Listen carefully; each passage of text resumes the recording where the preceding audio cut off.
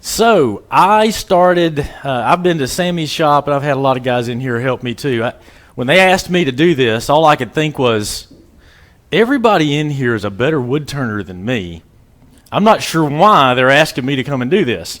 I got into doing some peppermills, and everything I do, I just basically give it all away for teacher gifts and people in the church or people who have done stuff for me. I'll be glad to give them stuff. People need to pet me up or something.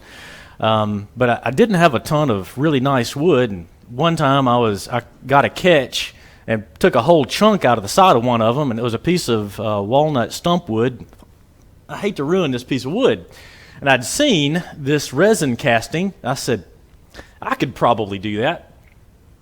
So I got me a pressure pot, and I started, and the first piece I turned out, actually it turned out really well. And I saved the piece, took a piece of packing tape, put it across the bottom, put resin in the bottom of it, put it in there, taped it down, and then put it in the pressure pot, and it really turned out really beautiful. And it kind of got me. I'll take chunks of wood like this that are destined for the trash heap, and you can take them and just shove them in a cup. Now, wood floats, so you do have to tape it down or somehow to keep it in, or a block or something in the top. If it's a waste block, you can put packing tape on it, and if you don't have a lot of resin built up on the side, it will release. But tape it down, you put it in, and then I have been a little impatient with all resin dries in different times. I use this right here from Hobby Lobby. This is mainly what I use. And I'll mix up an entire cup worth at a time. What ratio? This right here is 1-to-1. So I get 2 clear cups, put them right beside each other. I don't try to figure out the volume of the cup or anything. It's too much for my brain to take. I was told you go by weight, but I used that and it turned out real sticky. All of them are different. I'm going to tell you about this one, and I'll tell you about this one. Both of these are sold at Hobby Lobby. That's where I got mine. And this one is a 1-to-1 mix. So if you use a cup of part A, you use a cup of part B. I don't measure any of it on this. I get 2 clear solo cups, put them right next to each other, and I pour about half of one, and then I pour about half of the other one, and I have yet to have a problem with it. It has all turned out very well. You do want to use dry wood, so you don't want to, if you've just cut it, it needs to dry. You're going to have to put it in the oven or something and dry it. I ain't fooling with that, so I'm using chunks of stuff that I've cut off, and I've gotten burl pieces that other people were going to throw away or put in their burn pile because they cut it off of a bowl blank. And I said, can I have that? I mean, it is just junk. So this one does not require a pressure pot. I've used this once. This is actually a 1-to-2 ratio. So if you're going for a cup of it, you would use 1/3 of a cup for one and 2/3 of a cup for the other. And the bottles on the inside of this will give you a clue, because these are both the same. These are not the same. They've got different kinds of, you can put all kind of colors and things like that in it. What's the advantage of not the pressure pot versus the pressure pot? The pressure pot, you don't have to have a pressure pot. The disadvantage to that is, and it's a bigger question. That you're absolutely right. It took about a week for the non-pressure pot to dry, to cure. Vastly different. I've turned. When it does? Sir? Is it the same when it does cure? I found it to be a little bit different. Of course, I'm using all of this stuff off label. So this, I think you're supposed to maybe 3/8 of an inch, maybe, well, I'm obviously doing a lot more than 3/8 of an inch. It will dry a lot faster. It builds up a lot more heat a lot quicker than what they require. This you're supposed to only go up to 2 inches. I'm going to fill up a cup. It's not just resin, but I fill up a cup. So it's going to be a little different as you add more into it. Does the time on the pressure pot vary from one size to another? I have not noticed that. I've not been brave enough. To pull it out at various times to see, because I hate wasting material, and I'm not that curious about it. I'll usually do it in the one afternoon, and I'll turn it the next afternoon. So I put it in there about. Pressure pot on how long? I'll leave it on for 24 hours. I'll leave it in there for 24 hours. Pressure. If y'all will hang on to some of your questions, we'll get there. All right? So hold on. I'm glad you're excited about it. That's good. I bought all this stuff and it didn't work. So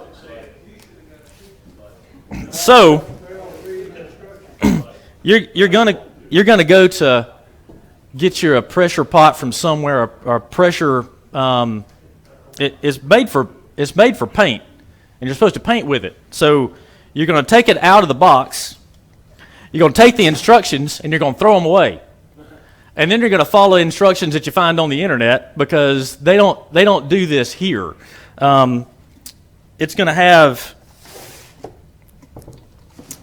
a rounded bottom in here for the pressure to give it more strength. So you're going to have to cut something to go in there, unless you want all of your bowls and all your stuff you put in there to sit sideways. I have seen people go through lots of extreme measures trying to get this to seal incredibly well. I know Dustin has one. There's a couple of you have a pressure pot. I don't know if yours seals really well. Mine, it's got a very, very, very slow leak. This right here is going to maintain the pressure inside, so I just leave it plugged up. I leave it under. I leave the pressure on it all night, and for 24 hours. I have done it for 16 hours, and it turned out okay. It was fine because I was a little impatient. When I do mine, I have my air compressor hooked up to it. You see the red switch right there? That's a cut off and on. I leave it open and leave my air compressor hooked up. So like you said, if the pressure falls, your compressor will kick back on and fill it back up and keep it at the right pressure. And also, I put a C clamp. If I can hear it, you can feel it with your hand leaking. Just put a C clamp on there, tighten it down. I've never felt mine leaking, but again, I put a little Vaseline in it. all right. This one's from Harbor Freight. So they've got all the pressures that I know of are way up under there, hidden under there. So I actually took a Sharpie and wrote on mine, so I didn't have to sit there and stare at it all the time, get down underneath it and try to figure out. I messed up my first one of these pressure valves. If you buy one of these pressure valves from Home Depot or Lowe's, they're set to, I don't know, like a 90 or 100 pounds, which is too much pressure for this pressure pot. I bought this one off the internet for a lot cheaper than I could have gotten for Lowe's anyway, and it was the pressure that I was looking for. So if you go back and you have to buy another one of these, remember the ones at Lowe's and Home Depot are they're calibrated for a different use than this pressure pot. Comes with one, but I will also say, I'll send you a video. I had it pulled up, but I'll send you a video that you can link to. The one thing that I believe he is wrong on the video is he says there's paint and stuff inside of this valve right here, so that this piece won't fit, this reducer won't fit inside of there. It's not that it's got paint inside of it, it's that it's threaded for a different style of thread. So I borrowed somebody's pipe thread and threaded that, and it went in perfectly. So any questions about the pressure pot? Because y'all didn't necessarily come to watch that.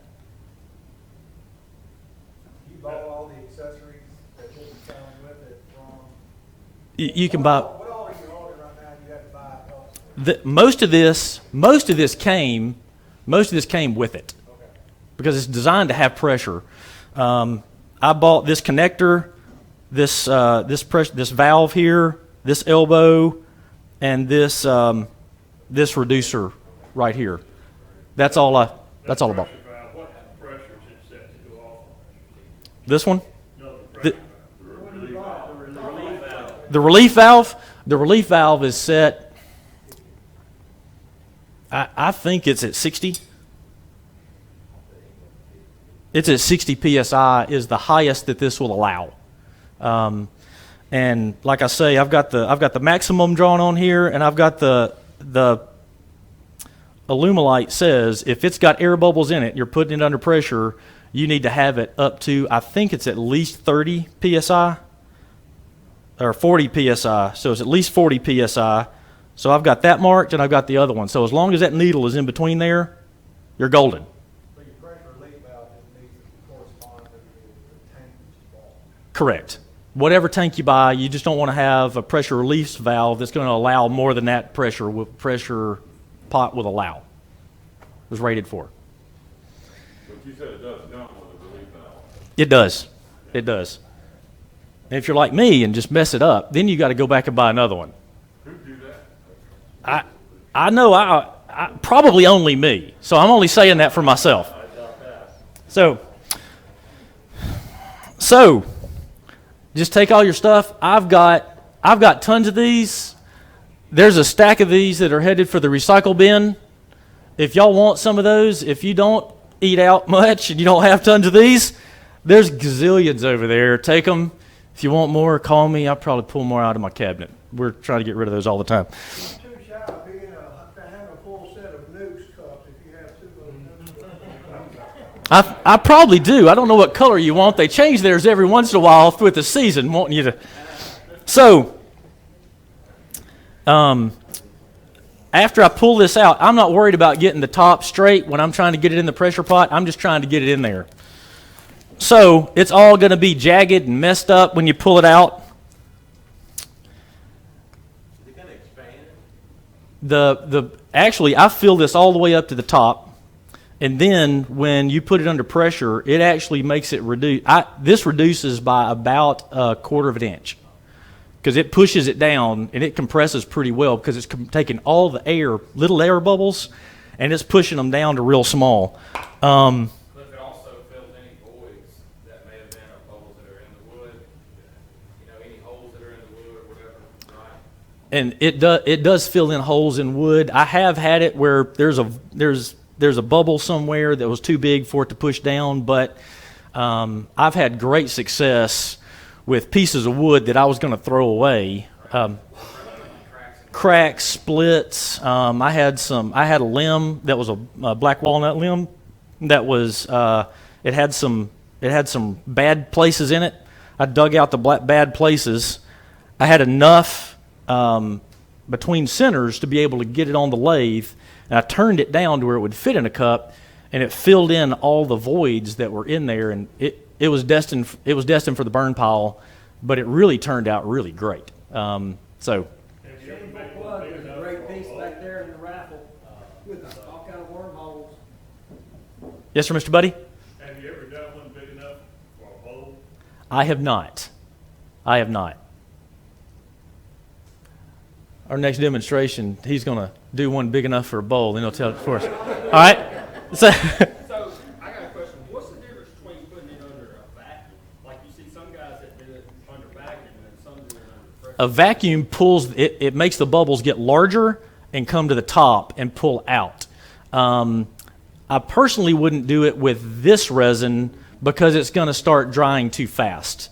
You don't have time for that, and you better watch it because if you just turn it on, you're going to have resin all over the inside of your vacuum chamber.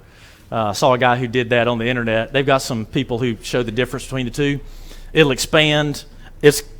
It'll expand like 3 times its size. So you got to have a really big pot form to put it in. It'll get it out. It's just going to be a mess. So, all right. Questions? All right. I put this on the bandsaw. The problem with a bandsaw in cylinders, if you turn this direction, where our camera is, if you turn this direction, it is an unsupported cut, and if it catches it, it's going to want to take and turn it towards the blade. When it turns towards the blade, it's going to turn it really fast, and when it turns fast, it can't go forward, therefore it's going to kick it backwards. And if you're standing in the way, it doesn't care if you're in the way. If, when I'm doing this, I will go very slow, and I actually turn it backwards just a little bit, because if it catches and it's trying to make it go back right, it'll kick it back out of the way and push the bottom back, as opposed to pulling it into the blade, it'll push it back away from the blade. So, just in case you're wondering, that bit's for free. The best way to cut a cylinder is with a V-block. Make yourself a V-block or put some wedges on either side to support it, or on, like glue them on another piece of wood or something. Like cutting these back blanks. They're round. When you're cutting something round, can be very dangerous. So, like you said, watch out. Keep your hands as far away from that blade as you can. Come Because to my when it shop, I'll happens, show you another method. when it happens, it's fast. It does happen fast. Yeah. And if you're lucky, you're not in the way of it. I've already marked my centers. And I'm just putting it on here, and I'm going to... You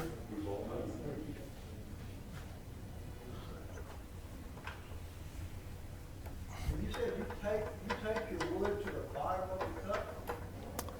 No, I just tape it down in the cup. So I put tape over the top to keep it from floating up.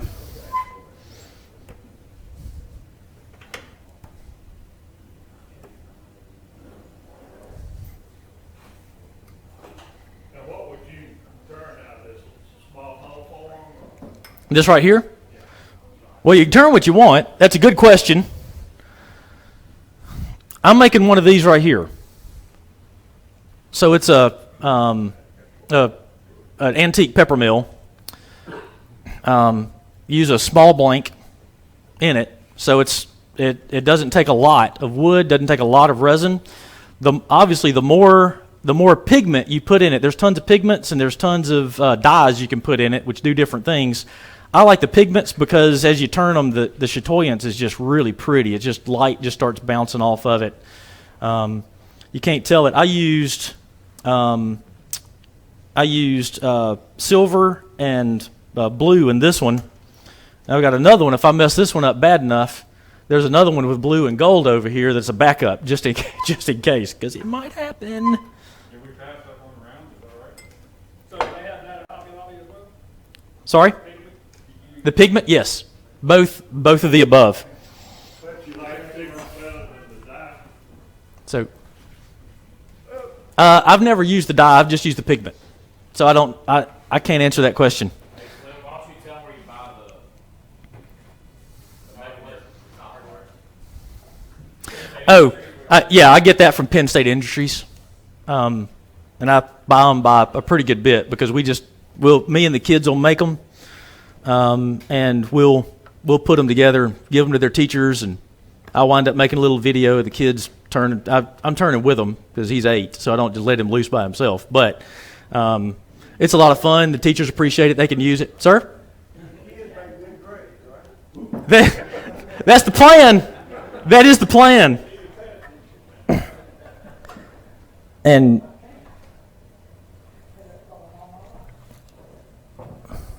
I'll turn this around a couple of times. That just sounded loud all of a sudden. Or is that just me? Just me. All right.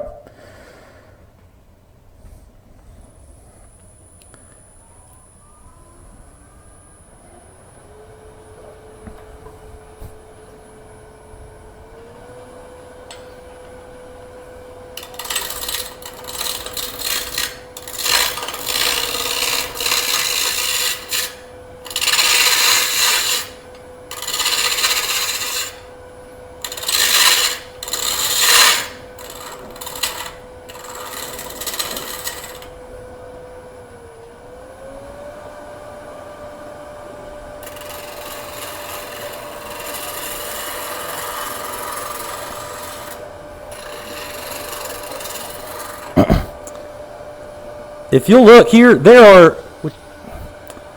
are a lot of little bitty chips that are coming off this right now. And I'm really not real wild about traditional tools with this. And yes, I'm ashamed to say it, but I am about to bring out a carbide scraper because for me, it works a lot better with this than the traditional tools do for me. Now, you might be better than me. You probably are. And I've also found for me, if you see on here, if you can see on it, those right there are chip outs. Those are not bubbles. Those are chip outs. So those little bitty crystals that are coming out right there are popping out right there.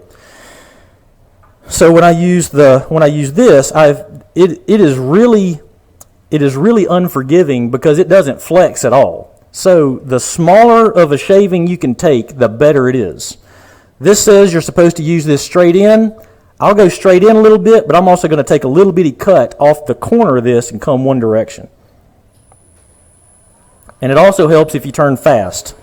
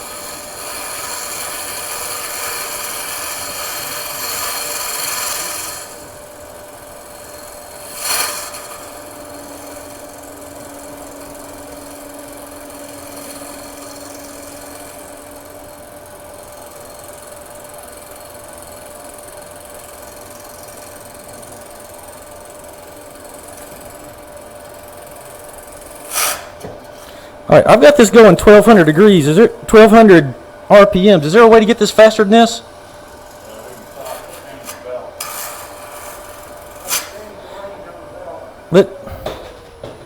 Can we do that quick? While they're changing the belt, you guys. Yes, sir. He made a comment about carbide tools versus traditional tools, and I'm all right with carbide tools.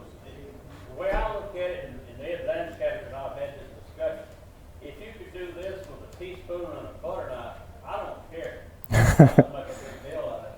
If you're comfortable with carbide, that's what you use. If you're more comfortable with a traditional tool, use that. But don't let anybody paint you in the corner and say, well, you're not a wood turner if you don't use dust and such and dust and such. You know, I just want you to kind of get a little freedom with that. Carbide tools are fine. Ed Lancaster uses them. I've used them. We've all used them. Nothing wrong with them. Thank you. That's about what I need. You use what you're comfortable with the way that's comfortable and safe for you. I just want to put that out.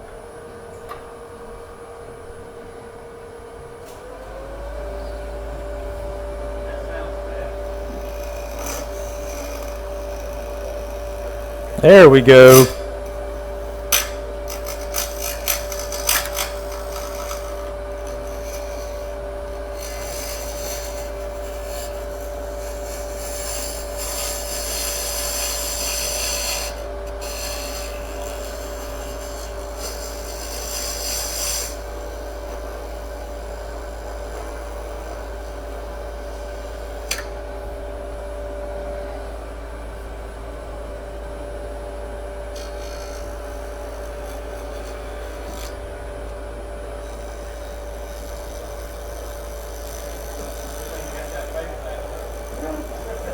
Do wear a face mask.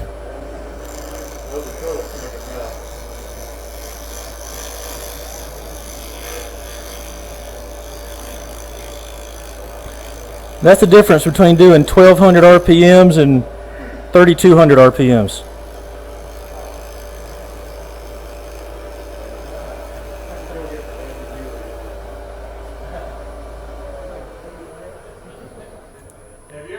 those shavings in a glass of wood and put the stuff in it? I have not. I do this in my garage, and it's not air conditioned like this is. And I got a fan that sits right over there, just trying to cool myself off. But it like blows it out my garage door and into my neighbor's yard. Have you ever used a negative rake scraper? I have. This, I don't like the negative rake scraper for the roughing tool. Because this is a square negative rake. I mean, this is a square scraper. The only negative rake scraper I've found for the square is actually a 2-inch radius. And I just don't like the radius on this one. The other two that I have are negative rake. So, yes, sir. I was just thinking a negative rake scraper might cut it quicker and smoother. You'll see that in just a few minutes. You are correct.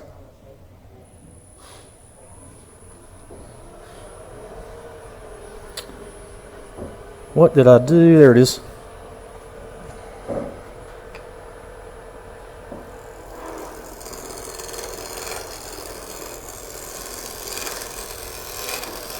If you got a fan blowing, it helps keeping this from happening too.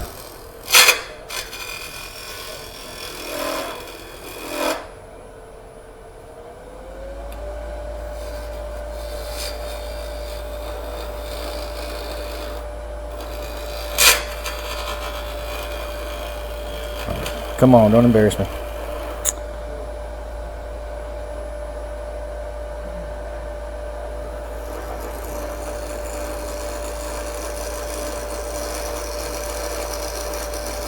I'm cutting a tenon. I'm going to put my elbow right up here. This is my incredibly handy, incredibly time-consuming jig that I took to make. Not really.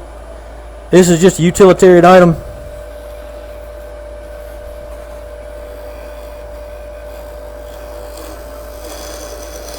If you're using a carbide tool, you want to go straight in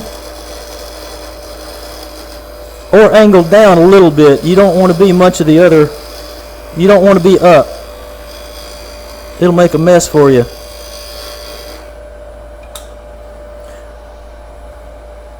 It also helps if you have a air compressor or something.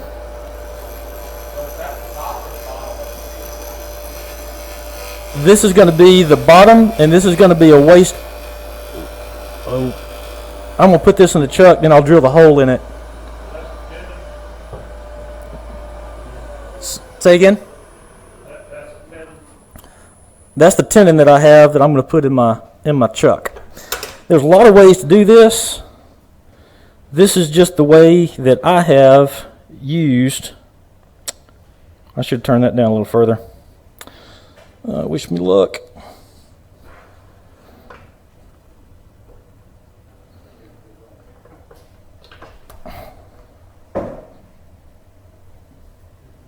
Nope.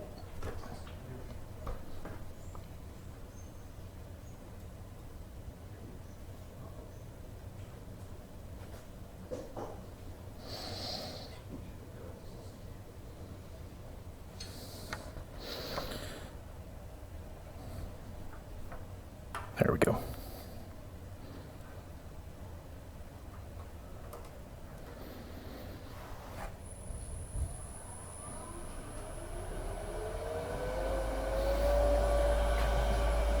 This diamond tool is a negative rake.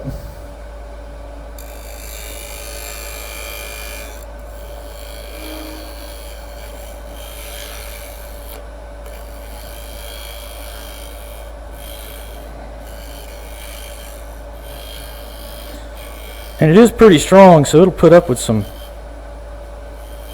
it'll put up a little bit of pressure.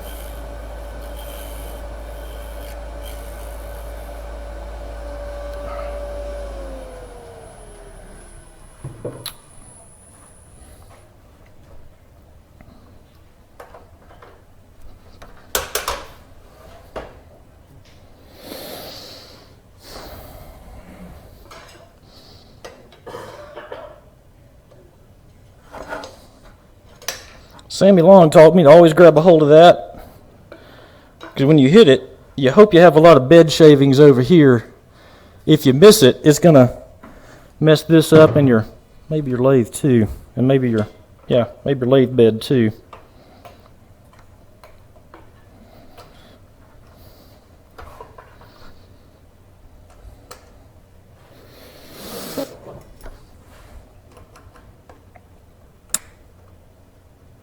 Always make sure that this is tight.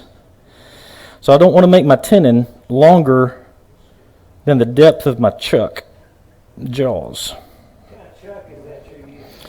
This is an Easy Wood Tool PSI quick change. So I actually have a tool. I've got like 5 different sets of jaws that you can change on that. It pop out really easy. Don't have screws on it. I've just never seen anybody could afford one. Well, you just pass the plate on Sunday night. I actually found that as cheaper than the. Cheaper than buying 5 I got. That's. Lies woodturners tell themselves, well, one of these chucks is plenty. You don't need more than one. That's that and other lies that woodturners tell themselves. You gotta have at least 4. That's right. All right.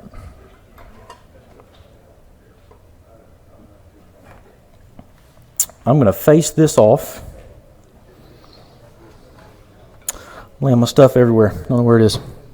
There we go.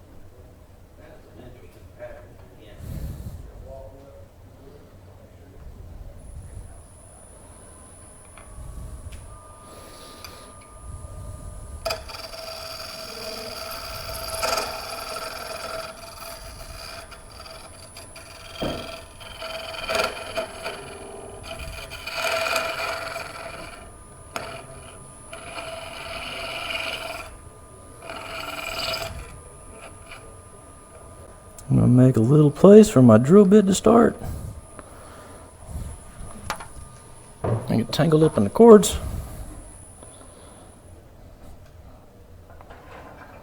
And I'm going to drill a 1-inch hole.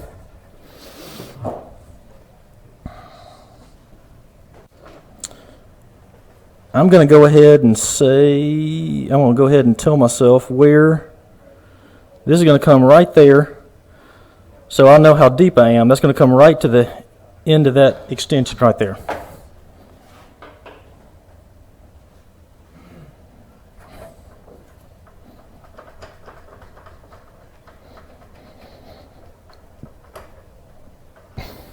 The hole in the peppermill, is it 1 inch, or are you going to have to adjust for that? The hole, they tell you you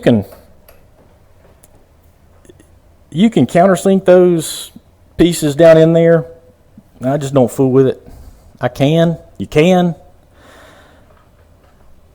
Maybe if you're trying to sell them for $150, maybe you should do that. When you're giving them away to people, I figure they're going to take what I give them. So, I hadn't had anybody complain about, that'd look a lot better if that were recessed in there. The advantage to giving it away, they always brag on what you do. That's right.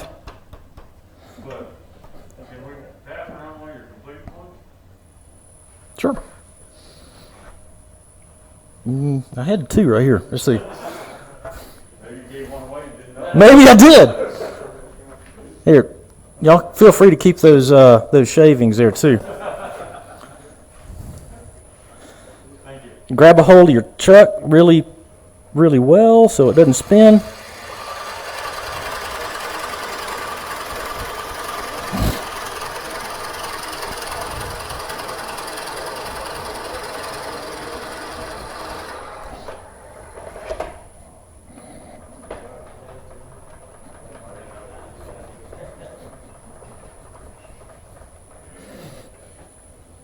It clears out the shavings really well to begin with. After this, it starts to get a little interesting.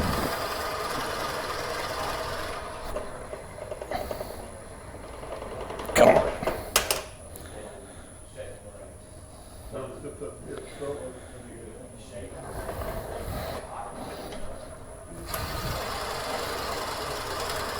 And yes, this is really hot when you pull it out, so don't grab a hold of this drill bit.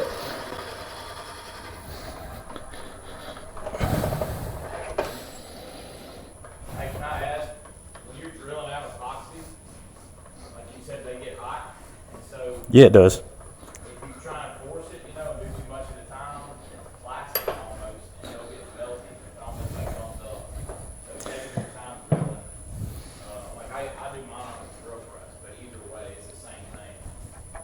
Not taking too big a chunk. I'm sure I Does it actually melt back together? Or is It doesn't melt back together, it just gums up a bit, and you gotta clean it off. So you slow down your speed to drill though, right, to about what, 600 or so? That's on 6. It's 6:45 right now. So, yes, sir. When I do wood, every 3 or 4 revolutions, I back out. Unless I have Mexico, you cut cold bit, they don't. I've had one stuck in the wood. So that's where my hole goes to. I'm going to take my parting tool.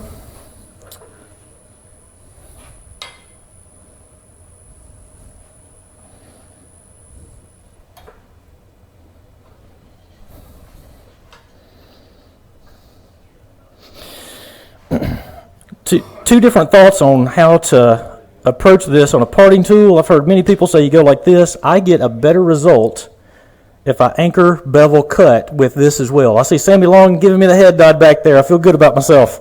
You're good with it.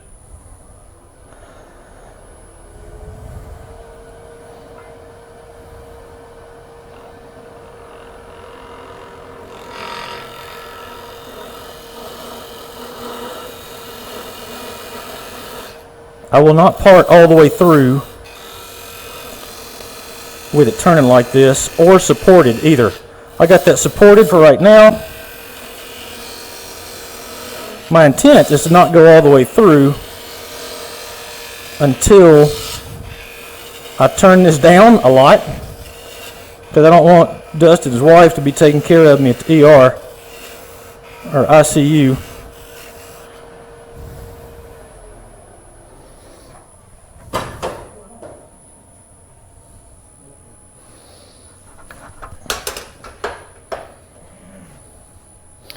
Bill, I want to go back and answer your question about your color while you're doing that. I noticed when you had just a small hint of the gold in it. When you add your blue color, are you just adding a little bit of gold as you go along and then more blue? That one, so I'll mix all the epoxy up at one time, then I'll pour some into a separate cup, and I'll put whichever color I want, the primary in the larger one, and the other, and it just depends. I'll just alternate back and forth between the two, because you're pouring it in and it's drying as it goes, and it's going to move in there as it dries. So that is going to continue to swirl and move some. To get those actually separate, there is a way to do that. There is a way to do that, but you got to wait for it to get, you take the temperature of it and you get it hot.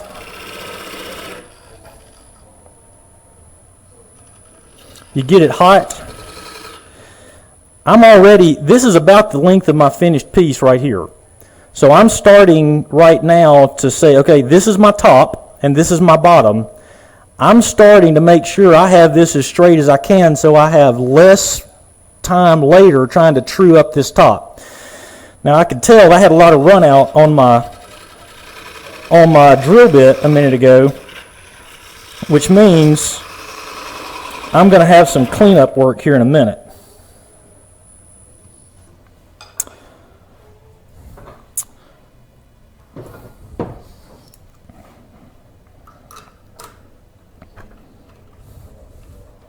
Y'all know what this is good for? Box top? Maybe. You can have it. It's down there. I ain't using it. I don't use it for anything. All about the overhead.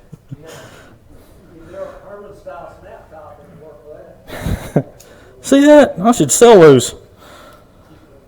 I'll take and clean this up just a little bit. Have you ever tried making these blanks a little longer so that you get two at the same time? I have not. Is it possible in the pot that you have to It, do that? not in the pot that I have. I just don't think they're long enough. And again, I use the Nukes cup. A Nukes cup or those other cups won't give me one of these. Rebecca DeGroot uses PVC pipe.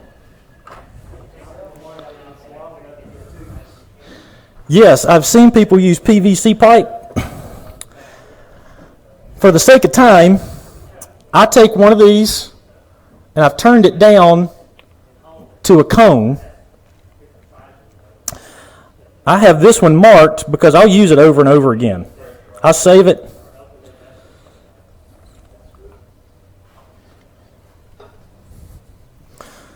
I'll save this and I'll use it over and over again. So there's no need to reinvent the wheel. If you already have one, put it in a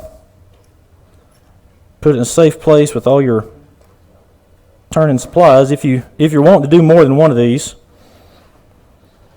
I'll mark the jaw that one was in.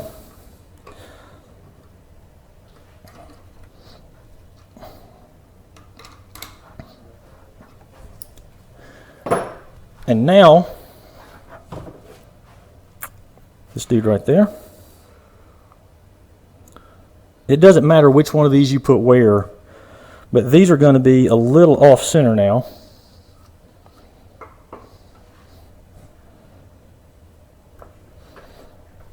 Well, let me check this first. That's pretty good. And this is just held in here by friction.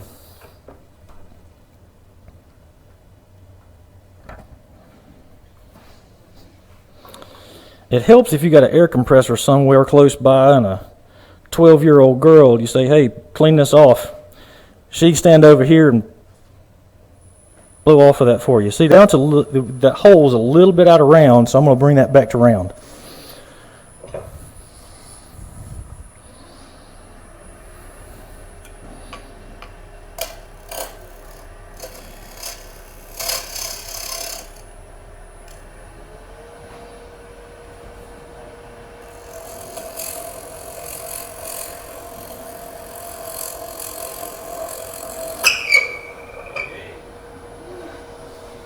It's all right. There, we got it.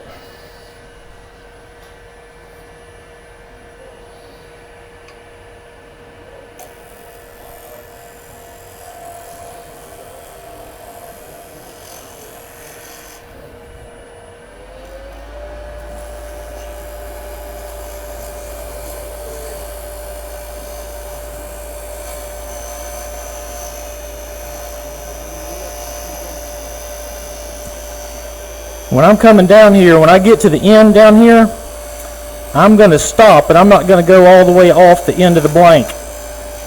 I did that a couple of times, and just the pressure that I'm putting on here, with it being unsupported at the end of this blank, I had it blow off the end and had some chunks the size of pennies pulling off the end of it. They don't feel real good. I'm going to come back. I'm just going to come straight in.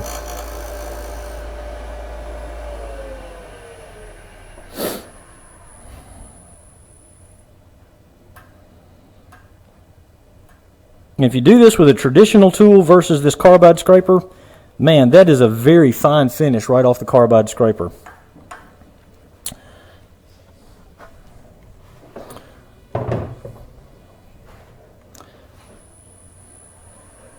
The hole is 1 inch down here, but it needs to be at least 2 inches on this end. And I'm not sure exactly what length that is. You want it undercut just a little bit.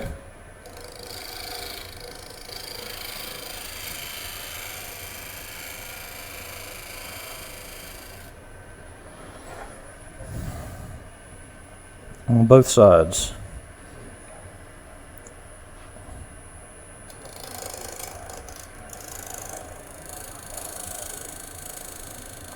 I'm pulling down really hard on the tool rest just to get it started, get the chatter out, and then I'll move forward.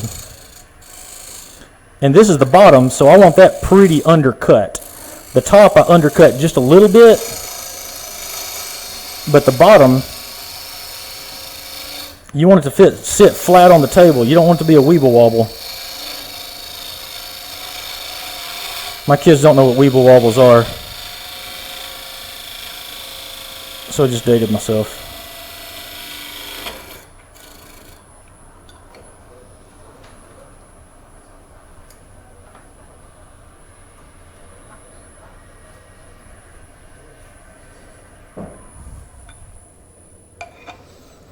So that's undercut just enough. You can do more than that, but you don't have to. I used to make, as you can see here, I used to make these really tall and slender, and then I put all this weight on the top. This works just fine, but the center of gravity is also really fragile, so it'll fall over. I was afraid of my wife and my mother-in-law's hands weren't going to be able to get around it, so I started making them smaller, and I've gotten to this size right here, and they've been fine with it. So it's better to make them a little. I could take that down a little bit more, but I think it's fine. Now, when you get to here, it is entirely up to you. You just want to leave enough space up here. You want to leave enough space up here at the top to be able to attach your mechanism. But other than that, it is entirely up to you what shape you make.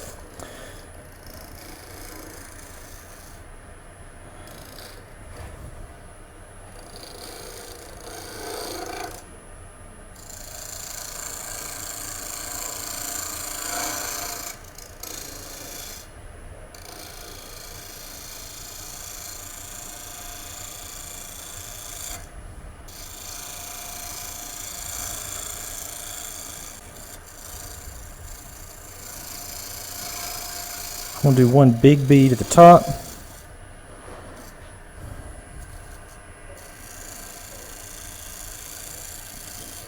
And I don't know how far down I'm going to come. I'm going to come down about right there.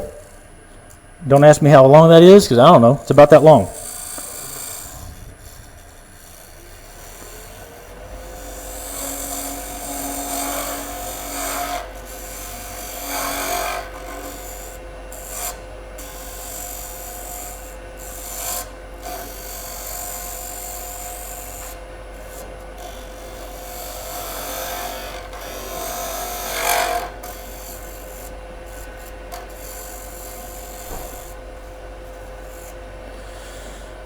Then on the bottom, I'm going to do a small bead, a couple small beads and a cove in between.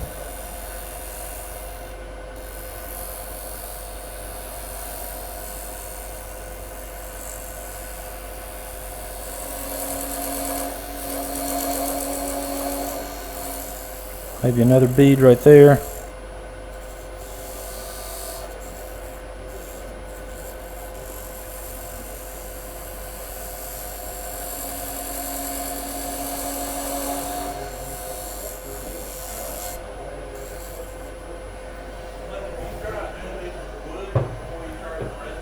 I did turn with wood before I turned with resin.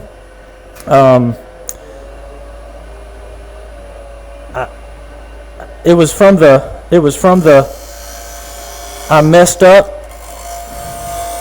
trying to get back to fix something that I started working with resin. I thought it, man, turned out pretty good. I think I'll do more of that.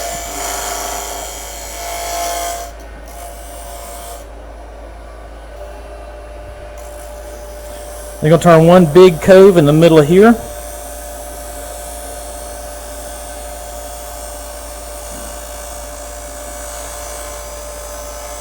I usually take an hour and a half or something to do this, which y'all don't want to watch and see. Y'all don't want to watch me for an hour and a half. 2 hours to do this. So I'm rushing it a little bit.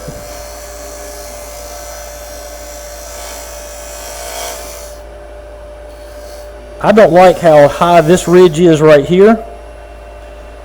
The great thing about that is I don't have to. I'm not stuck with it. I can just keep coming down and make that V groove a little bit smaller.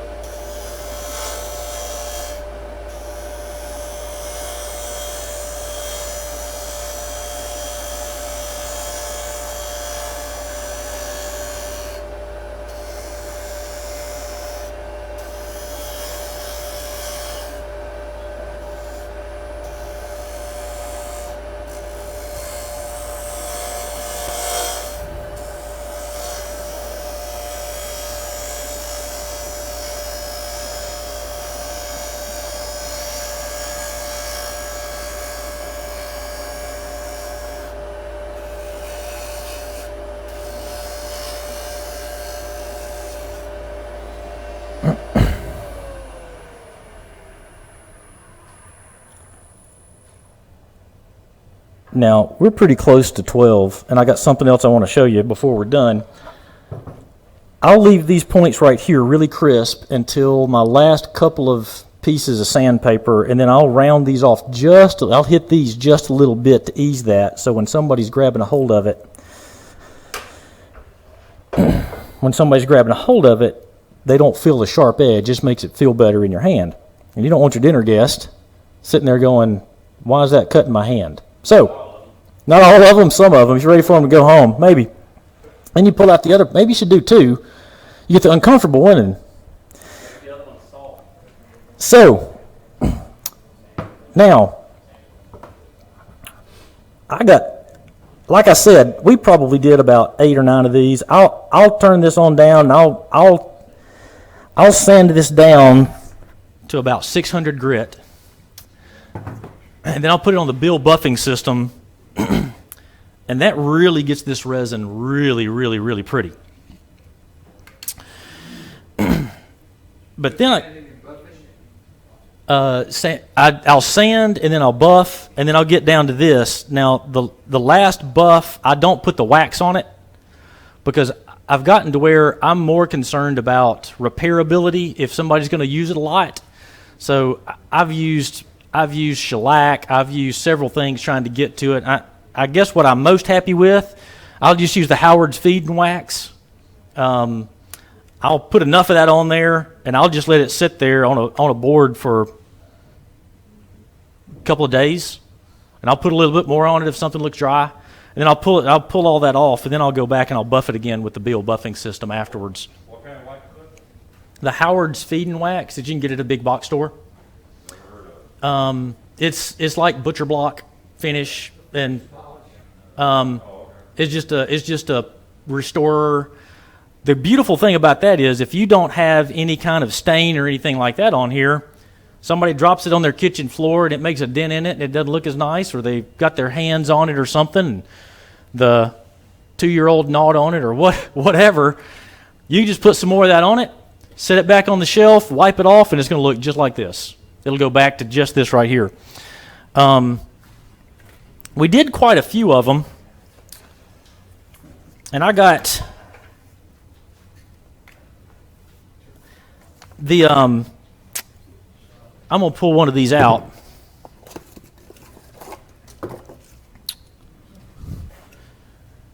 You can't get to these holes right here. So this is bigger than this, so you've got to be really deliberate about getting in there.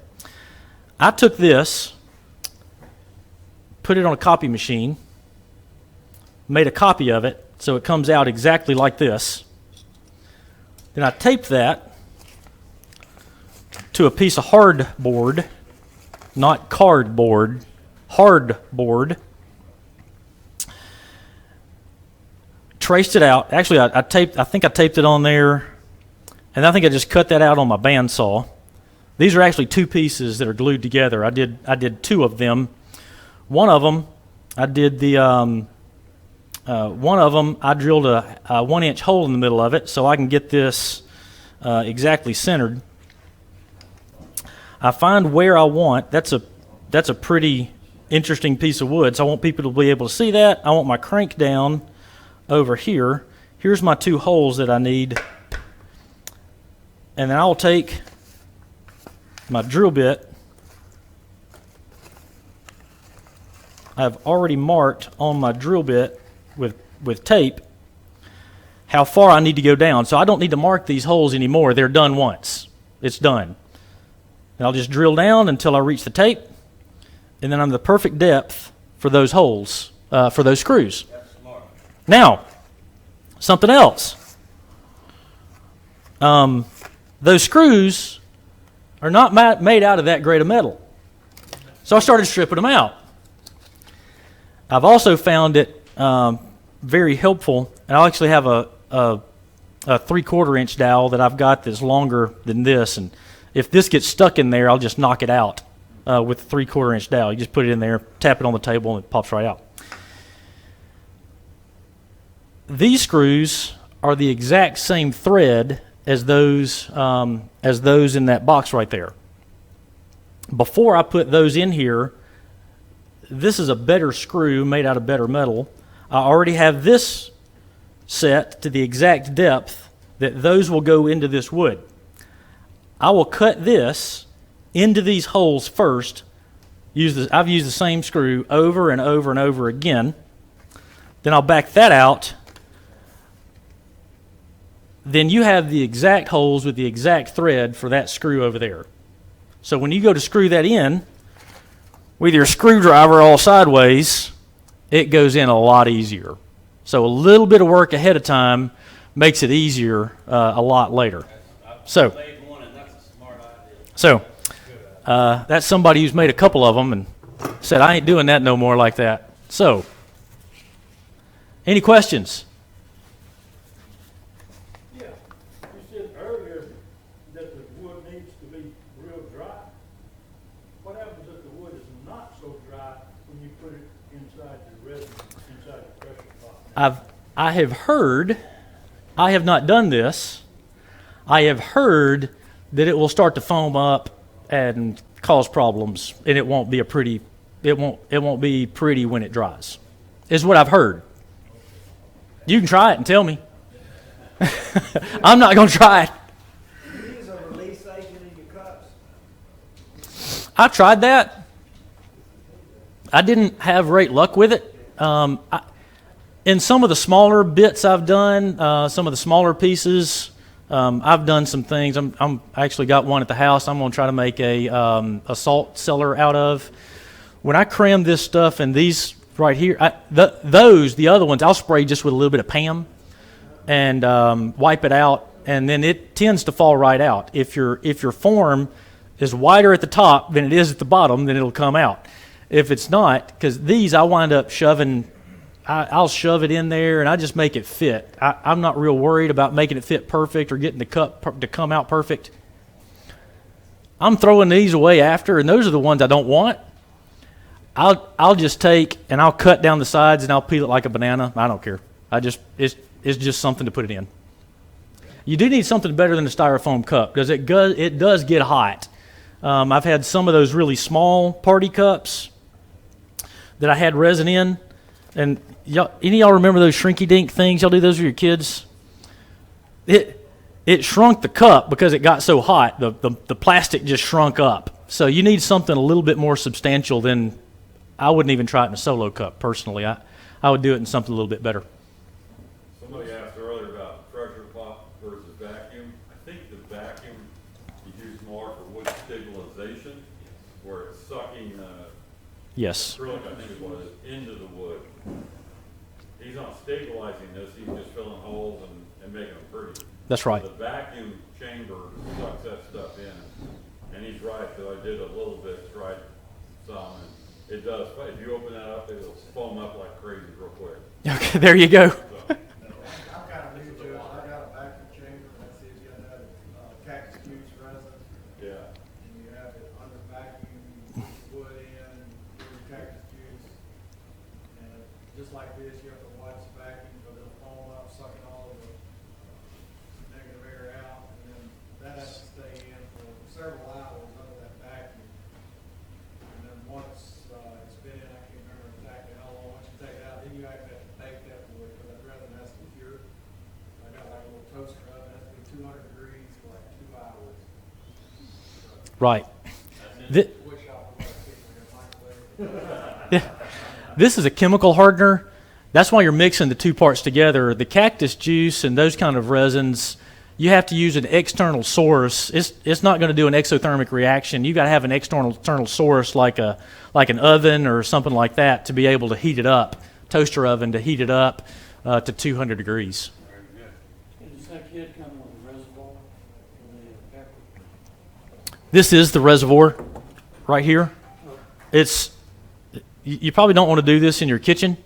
You don't want to cook with this because it doesn't have enough pepper in it.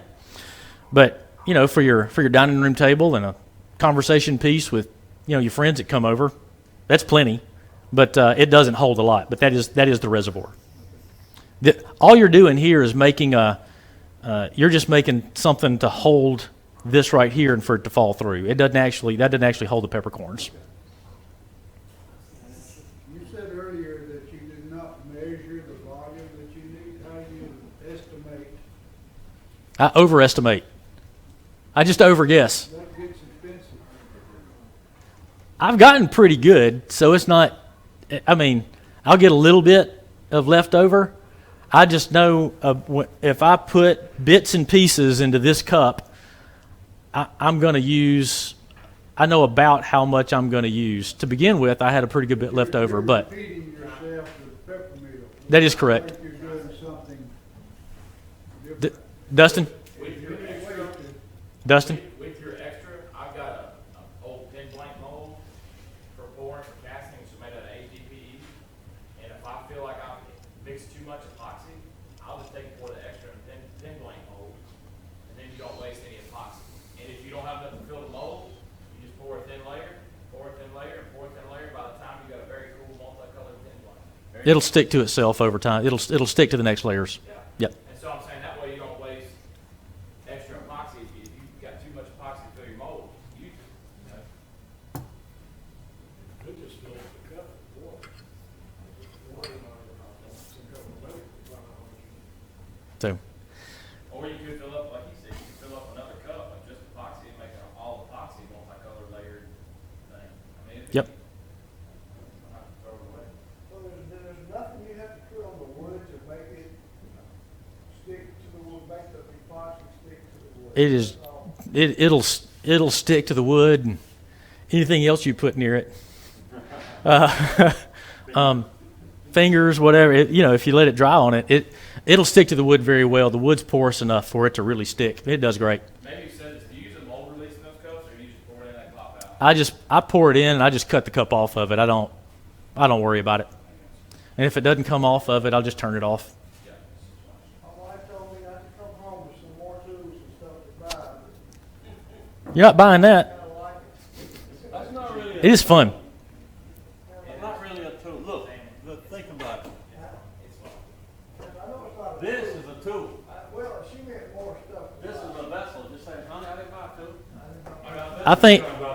I think she's talking about this. I gotta go buy some pot, that might not work too well. Well, you tell her you used a really good coupon, go on the internet and find a coupon off of it and tell her you were saving money. This, and that is an advantage of using this over this. This is the two part that you use with a pressure pot. This is $24 for that, so it's not cheap. This is $29 for less. This is a little bit more expensive. The one I just turned was this, the 2-part in a pressure pot. I'll get 2. What brand is that? Amazing Clear. It doesn't matter on how much wood you put in. This is Amazing Clear Cast. It's Alumilite. Alumilite has a lot of different lines. This is just the 2-part casting resin. If they have that at Michael's, you can get 40% off, or 30% off. Maybe they've got this. The cheapest I have found it is at this right here is at Hobby Lobby. But when they say when it's got the yellow sticker on it, we've marked that as low as we can. We're not giving you anything else off of it. So you can get the 40% coupon. They're not going to help you with it. So. Have you looked at the white diamonds, which doesn't require a pressure pot? Liquid diamond? Liquid diamond. Okay. Have you had good results with that? I've not turned liquid diamonds yet, but I've made like charcuterie board diamonds. You know what I mean? Like a river board. Yeah, I've seen you. And I've got very, very minimal bubbles at all. If you take a heat gun after you pour it, Take it out. and you go back every 20 minutes, now it's going to take about 3 days to cure because it's very liquid and it's got a slow cure time. You go over with a heat gun, and the bigger section you pour, the quicker it's gonna set. You know, it's a bigger chemical reaction and whatnot. But I've had good success with that. I have not done it for a duck call or anything like that. But Where do you get that? I ordered it online. And you can buy the slow cure epoxy. You can buy about 1.5 gallons, and you can buy Alumilite slow cure. I know Richard Cox, and I know Richard. He's here. He uses Alumilite slow. Yep. You can order about 1.5 gallons for about $150. So you can make a whole lot of those probably with 1.5 gallons. Now I don't know how long the shelf life on it is, but If you look back at all these symposiums, you make me a SWAT next week, and have a big group that sells this stuff, but I forgot the common name, a well-known name for this stuff out there. I can't think of it. Turntex, that's for stabilizing. What do you say it was? Turntex, that's stabilizing. The ones I've heard are Alumilite and Total Boat. There's some wood turners. I bought some Stone Coat epoxy recently. Stone Coat. Right now. Sammy, does that